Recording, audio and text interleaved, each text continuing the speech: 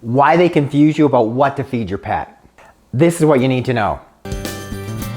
The whole what to feed your dog, what to feed your cat, it is just so darn confusing.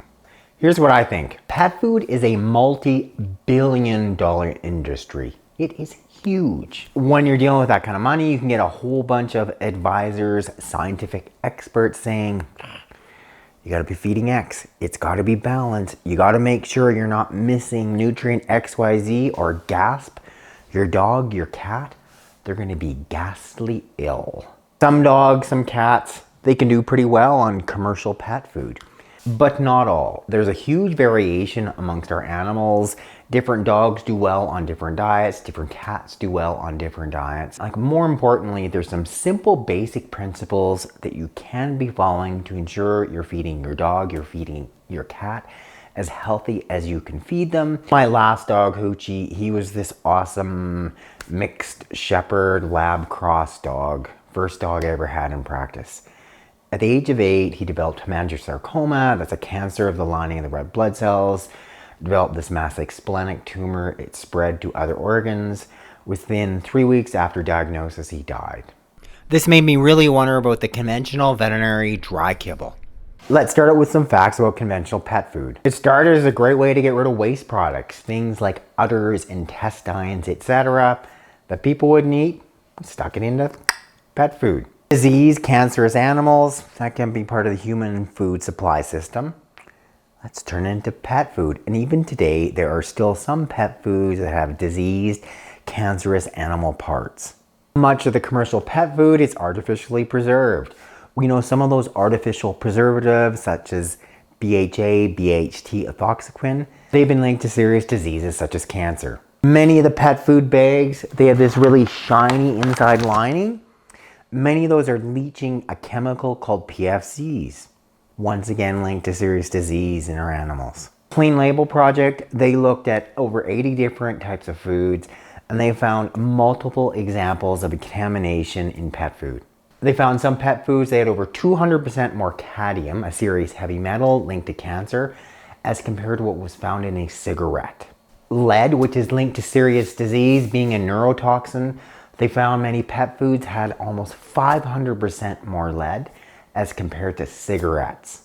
BPA, that plastic toxin, has been linked to hormone disruptions. They found that many pet foods had almost 1,000% more BPA than was found in a can of chicken soup. And then a toxin that can kill you, arsenic. They found that some of the pet foods, it had almost 2,000% more arsenic than was found in cigarettes. Another study looked at ultra-processed pet food. Pet foods are into the things like kibble. They found that animals eating processed pet food had a 12% increased likelihood of developing cancer. Just knowing that, I see a direct correlation between my dog Hoochie developing hemangiosarcoma and the science diet stuff that I fed him. Why are they confusing you? Many people, many veterinarians, and they really are convinced that you need to be feeding your dog, you need to be feeding your cat a balanced diet. And if the diet isn't balanced, they're at risk of serious disease. And the big companies, they have a vested interest in you buying more of their commercial food. Here's kind of my way of feeding a bit of a balance of everything. I still do feed some kibble. I've been feeding her a canna. This is the red meat recipe. A couple times a week, I make her food at home. So here's a super simple recipe. 1/3 animal protein. This is ground turkey. I added in some sunflower oil. It's 1/3 healthy carb. We have sweet potato. Then 1/3 veggies. I made up some peas. This would be a standard meal for a little 20-pound tula. Got a half a cup of the ground turkey, half a cup of the sweet potato, half a cup of the peas, half a scoop of my ultimate canine. Then I'm just gonna mash up the peas, the sweet potato, and the ultimate canine advance. Gonna mix that into that ground turkey. Then last but not least, I've also been incorporating raw into Tula's diet. Standard amount is about a pound of food for 50 pounds of body weight fed daily. Tula's closer to 25 pounds. She'd need about a half a pound of food a day. This defrosting chicken breast here, it's about a half a pound. And you love her. Oh, it's yummy. My general takeaway from the whole video, you don't need to be so concerned about making sure that it is complete and balanced. Really vary your dog, your cat's diet.